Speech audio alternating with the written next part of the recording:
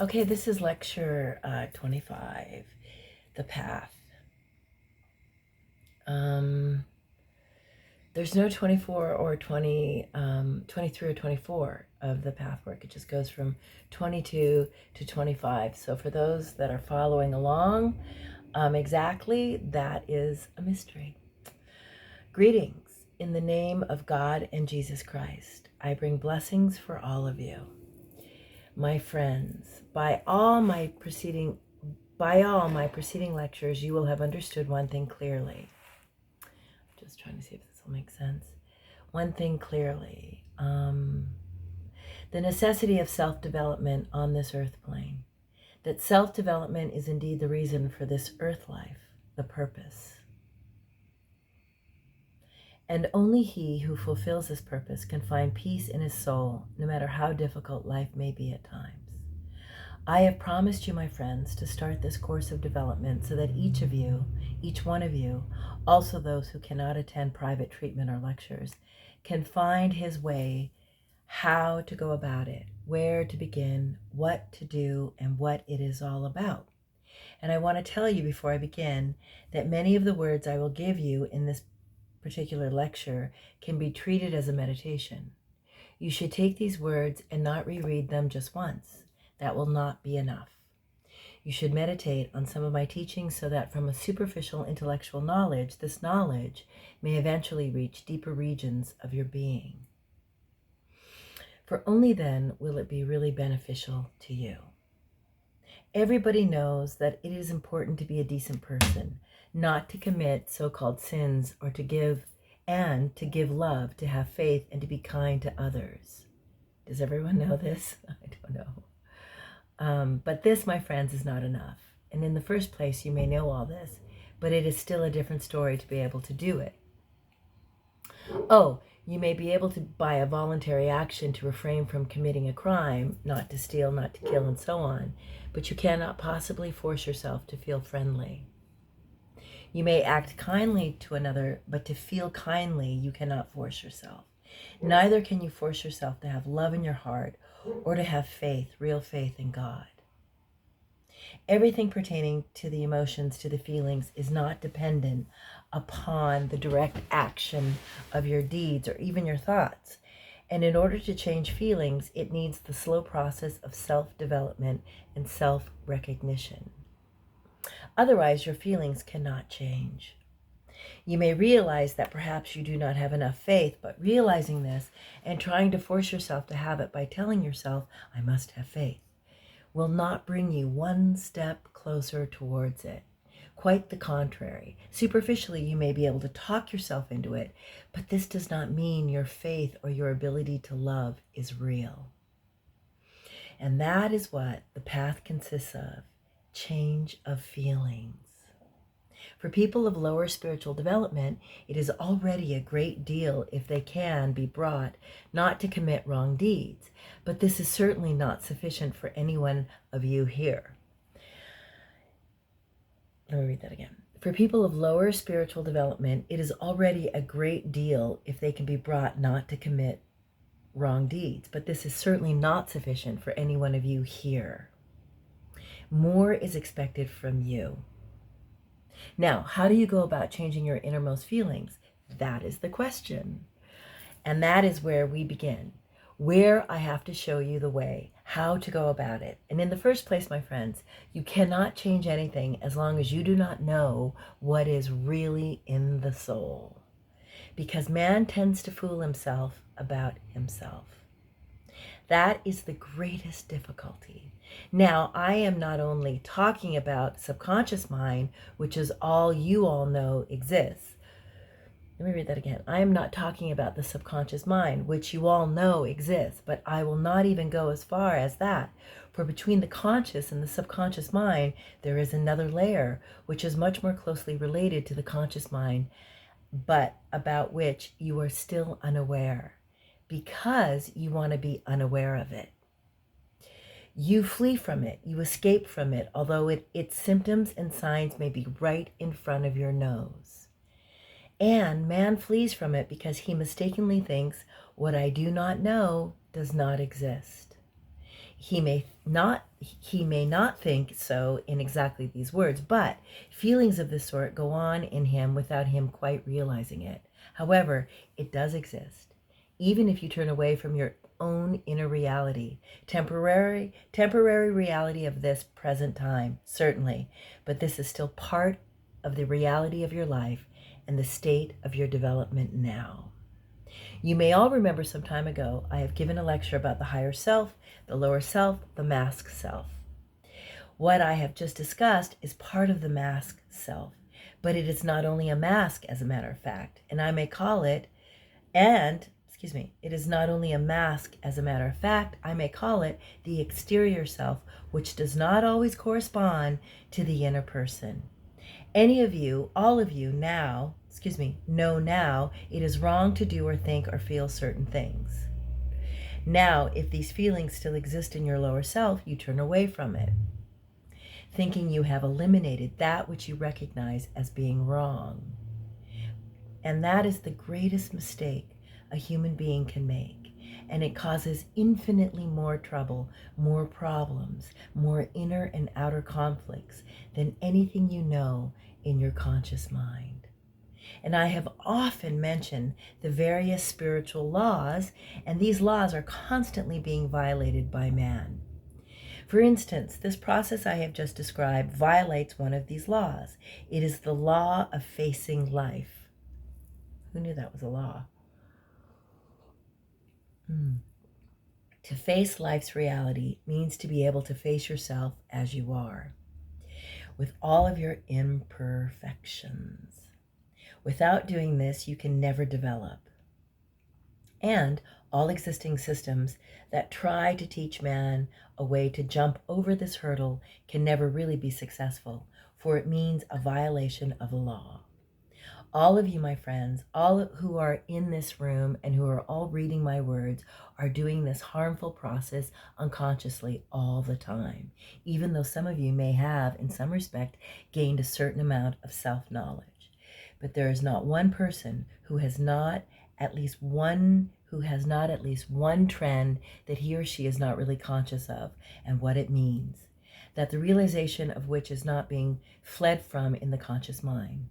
You may even know your shortcomings, but you certainly do not know all of your real motives. You do not understand why you have certain opinions, tastes, or idiosyncrasies. Even good qualities may be truly influenced by an unconscious fault or a wrong inner current. And you should understand where these trends and tendencies come from about which you have deceived yourself so far, and what they are influenced by or connected with. And there is nothing in the human soul that comes merely from the higher self or the lower self, because it mixes constantly. Purification means to separate, understand, rearrange in conscious understanding all of these various trends, thus purifying the basic good trends from all masks of self-deception and influences by weaknesses of character. The trend of the higher self in you says, I want to be perfect. I know this is the will of God, but it is the ignorance of the lower self that thinks perfect. It is the ignorance of the lower self that thinks perfection can be attained by turning away from your imperfections, by disregarding them. And it is the lower self that always wants to have everything so comfortable. The lower self also wants to be in a high position, but not as the higher self does, for the love of God, by recognition and enlightenment, realizing only when you are perfect will you be able to truly be capable of loving your fellow creatures. But your lower self wants to be perfect in order to have more ego gratification, in order to swell its head, to be admired. All of you, my friends, without exception, also feel this way. So you see, here is an example where both the higher and the lower self want the same thing, but the motive is an entirely different one. And it is of utmost importance for the purification of your personality, for the sake of a healthy, harmonious soul, to separate these motives, to recognize their voices. You should not feel blamed by this or blame yourself when you begin to recognize the trends in you. This is a statement of fact.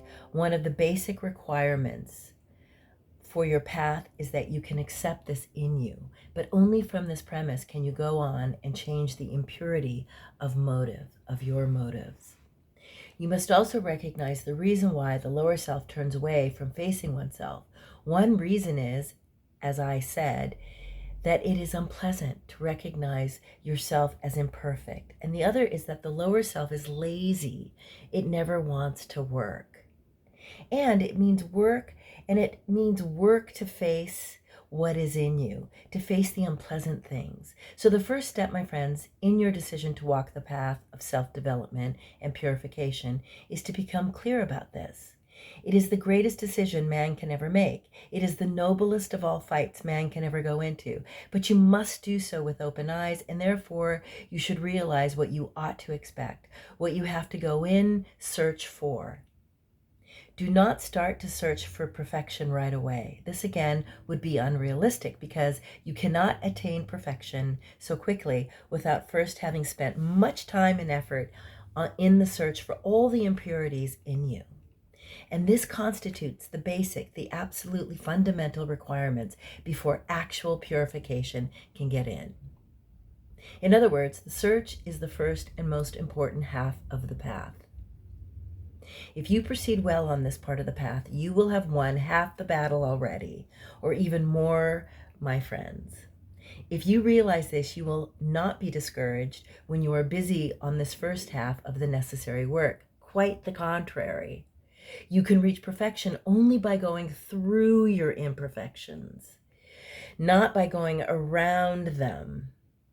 And this you should meditate on daily until this knowledge becomes part of you, until you are indoctrinated with this truth. Furthermore, you must prepare yourself that going on this path does not mean a constant, smooth improvement.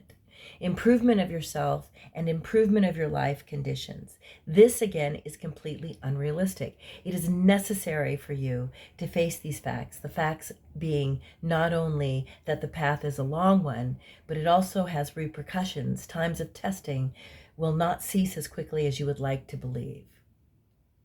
Oh no, it's true, it's really hard. And I might say at this point, great deal of self-harm is being done when people are taught or led to understand that by following certain rules or metaphysical teachings, their problems will altogether cease, or that if they appear to do so for a time, that this is a sign of success. There are many people who appear to have no outer problems whatsoever, people who are certainly not on the path. They may be creatures of lower development of whom less is expected in this incarnation, and they are given a chance to prove what they can do with an easy life. And if they do not do the best, in a future incarnation they will have more difficult times to perhaps improve themselves then. But to imagine that your troubles or problems will immediately lessen merely by going on this path of purification is very immature and childish. Certainly your outer and inner problems will lessen and finally cease, but only after a long time, and only after first thoroughly understanding your inner makeup, rearranged your inner currents, and thus dissolving inner wrong images that are directly responsible for your conflicts, and only after you have attained victories over yourself in full realization what it is all about. Only after you have attained victories over yourself in full realization what it is all about, and this must take a long time, years of work in this respect. Then very gradually the times of trial will lessen in impact and frequency as harmony grows in your soul, as you really control yourself and you become aware of yourself. And by being aware of yourself, I mean knowing your lower self utterly, completely, which does not have to mean that you have overcome it completely. Now, when you start on this path, my friends, before you do anything further, this ought to be meditated on every day so that you expect this. Expect to find sides in yourself you may be shocked about. Expect it, meet it halfway instead of hiding and escaping from it. And expect your way for quite a time still, perhaps not more, but necessarily less. Let me read that again. And expect that test the same way you have had them before you have been on this direct path will also come your way for quite a time still, perhaps not more, but not necessarily less. Sorry, I butchered that. The only difference is that the person who is on the path will, after a while of successful work, understand that each testing, each time of woe, means something very particular. It conveys a particular message. There is something quite special to learn about the self by each difficult period, by every hardship you are going through.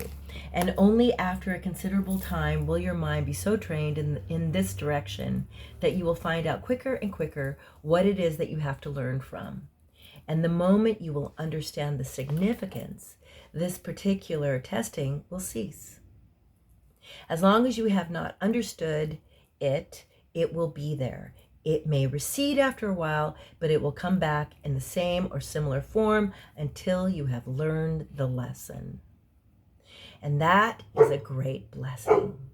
Only he who has experienced what it means to understand the message of a particular hardship really understands it to its core and will realize what a blessing it is. I have to go. Just 1 second.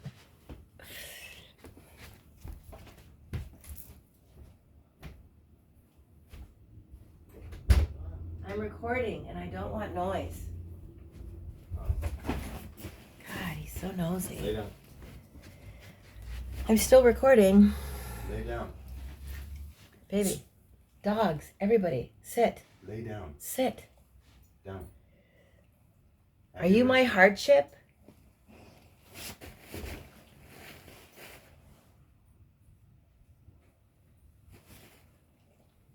Okay, and it conveys a particular message. There is something quite special to learn about the self by each difficult period, by every hardship you are going through. And only after a considerable time will your mind be so trained in this direction that you will find out quicker and quicker what it is that you have to learn from it. And the moment you will understand the significance, this particular testing will cease. As long as you have not understood it, it will be there. It may recede for a while, but it will come back in the same or similar form until you have learned the lesson. And that is a great blessing. I know I'm repeating this, but I lost my place. But here I am. And that is a great blessing. Only he who has experienced what it means to understand the message of a particular hardship really understands it to its core, will realize what a blessing it is. And what I am saying here will then not be merely words, it will be a deep experience. And while a person who is not on the path, or perhaps who has not as yet found into the path completely, who is still in the first stages of it, will be at a loss. He will not know why he has to go through all this. And that, of course, makes it infinitely more difficult to bear. Before you can come to the point in your development that testing periods, times of difficulty or trouble will cease, you must go through the first stage of understanding utterly the periods of difficulty and meet them in the spirit of courage and wisdom. When you can do this, all of this, the transition period will be that of outer conflicts, when you can do all of this, the transition period will be that of outer conflicts, and problems will begin to touch you no longer. You will remain quite calm, serene inside of outer hardships. And only after this has been accomplished can hardships begin to gradually cease altogether. Oh, that's interesting. About this timing, these stages you ought to be clear. So prepare yourself that trials will not cease. Your life will outwardly continue for a while as it was before until you learn from what it is and what is so necessary for you to learn. Now, if you expect it this way, if you go into this, you will not be disappointed. If you go into it like a blindfolded, wishful thinking child, then you will be disappointed, and disappointed not only in God and what you have somehow unconsciously expected from him when you follow this path, but you will also be disappointed in yourself and in your endeavors. This path is not a fairy tale. It is reality of the crassest sort. My friends, it is utter reality. But reality is not only hard and difficult and dark, But there is also nothing as beautiful as reality either. The beauty of reality does not compare with the puny beauty of imagination concocted first by escaping the unpleasant reality. So remember that. Another thought for meditation. When you go into this path, you must also prepare yourself to abide by another of the spiritual laws. There is a price to be paid for everything, and he who tries to avoid this will finally pay much dearer. And every single person is doing this constantly, one in one way, one in another different way, one more obviously and the other more subtly and more in hiding. Many people are not doing it outwardly, but psychologically you are all doing it, and particularly when this path is approached with half-opened eyes. Realize that there is a price, but the price is well worth it. When you buy a house, as I occasionally say, you wish a beautiful mansion, you are reconciled and prepared to pay an adequate price. You will not expect a mansion, a palace, for the price of a shack. On the material level, you have no quarrel with this. But on the emotional, psychological, and spiritual level, you constantly wish for a palace for the price of a hut. And sometimes not even for the price at all. That is the part of your sick soul. The price you pay by going on this path of development is certainly a high one, but there is absolutely no other means on earth or in heaven to gain harmony, love, happiness, and complete inner security, where nothing evil can ever touch you or throw you off balance. The price is no self-pity, no self-delusion, utter severance with the self, time, effort, patience, perseverance, courage. And what you will receive for this price is indeed 100 times worth it. But do not expect to see the worth right after your start. By start, I mean a period of about 2 years of work in this manner, at least provided you do not work half-heartedly. In other words, speaking symbolically, your money must be paid in full first. I know, my friends, my words are not what the self-indulgent person likes to hear. There is no easy method, no miracle formula by which you can obtain that which you are all after, happiness. I cannot promise you the precious gifts of heaven on earth as in the spiritual world by merely doing certain prayer exercises. If I would tell you such things, you would be very well justified in being suspicious and doubtful, even though you might undoubtedly prefer to hear this. But what I am offering you is real and true. And yet each one of you has the chance to find out for himself merely by trying, merely by following my advice. And my advice is to begin with meditate on my words. The decision. Let me make sure I'm getting this right.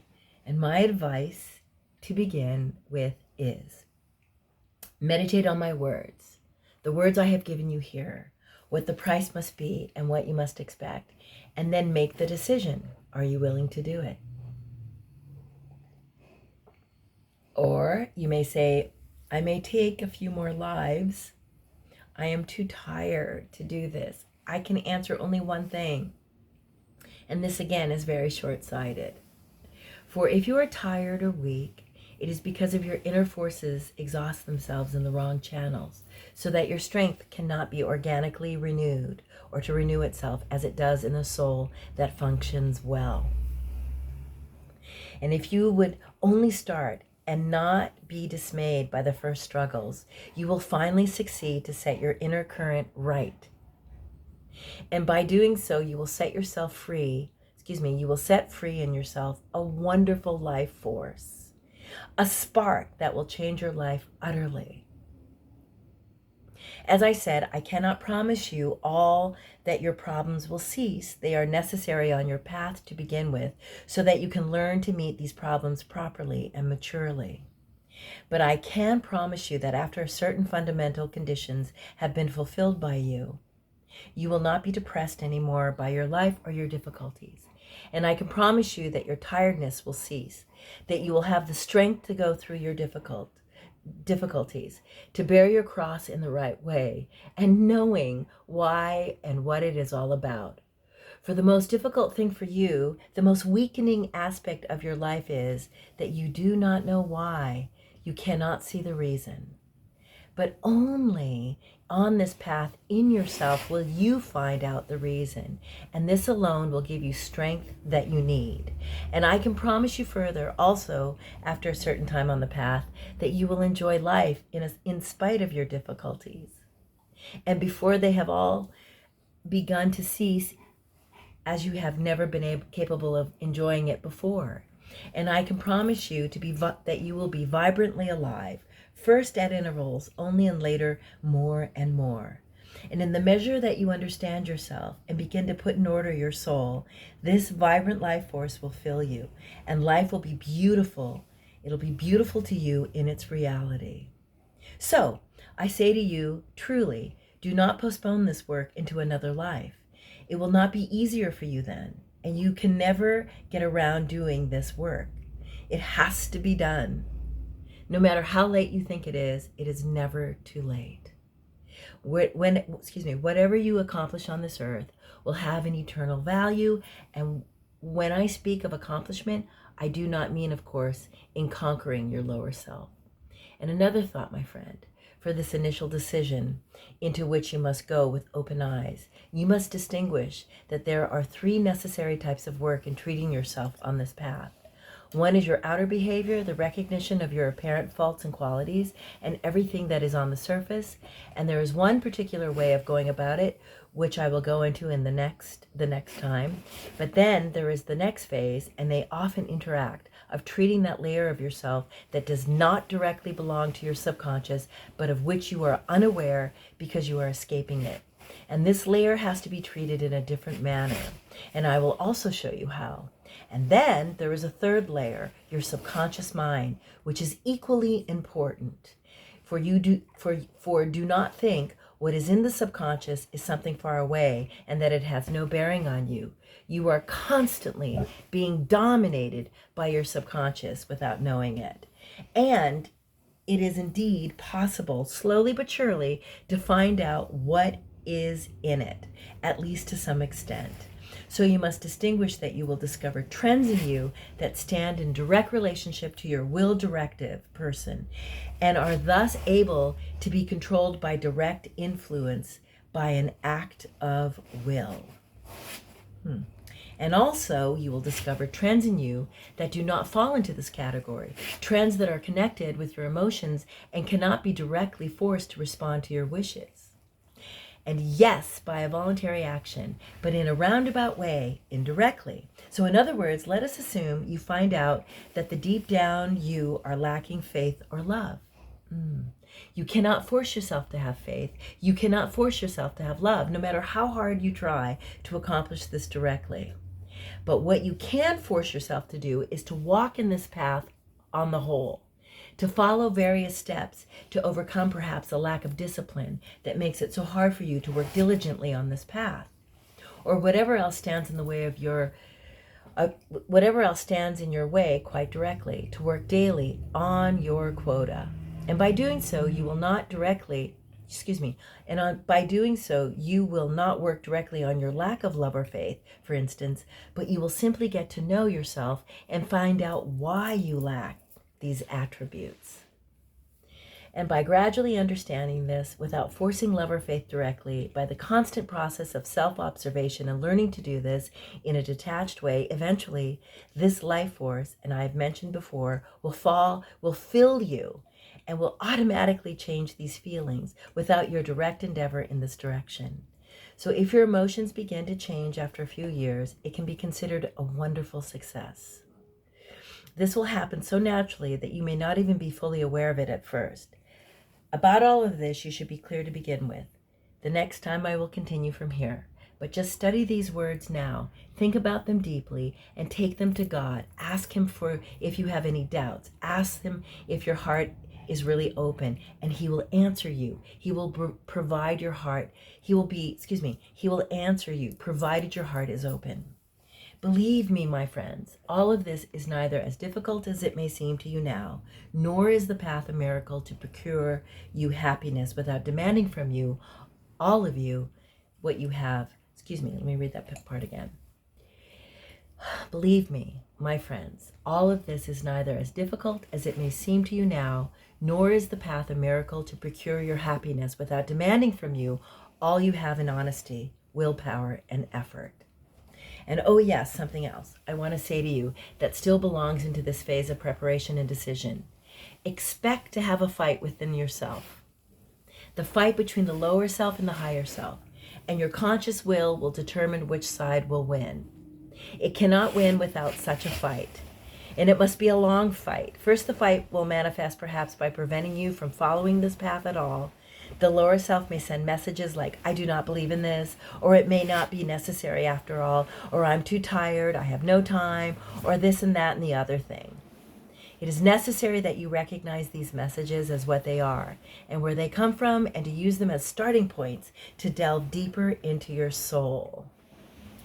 Try to see clearly what it is.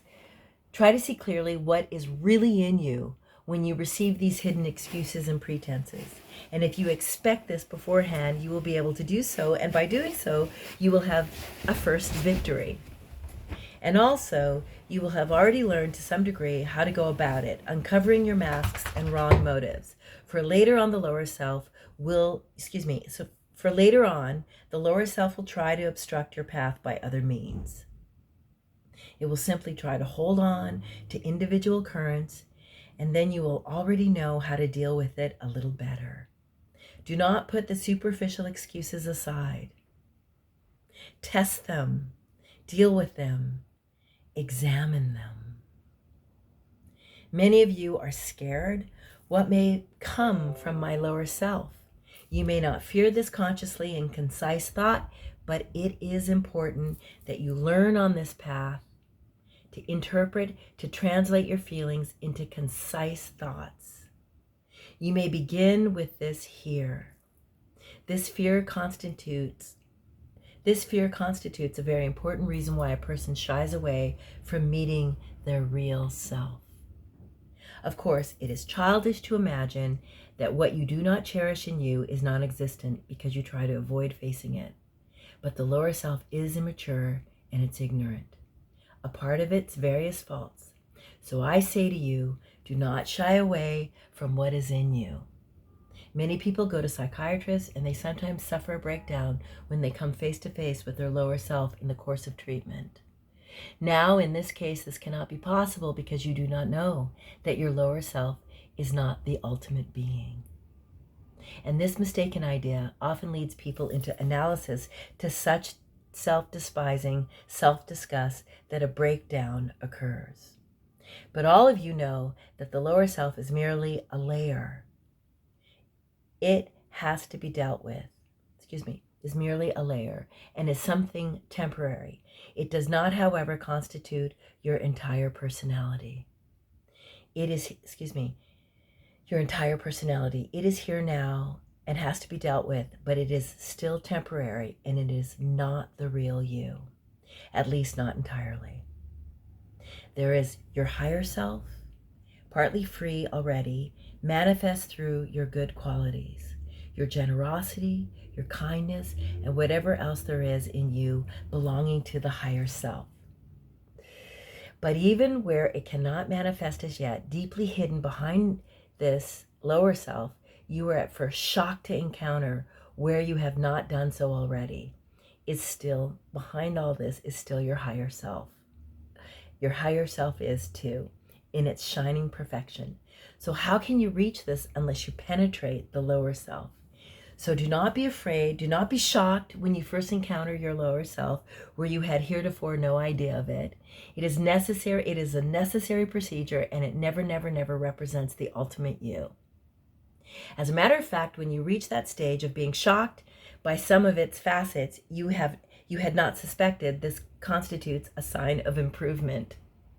It is a strong implication of your good progress, for without going through this stage, painful as it may be for a while, there can be no further victory and success.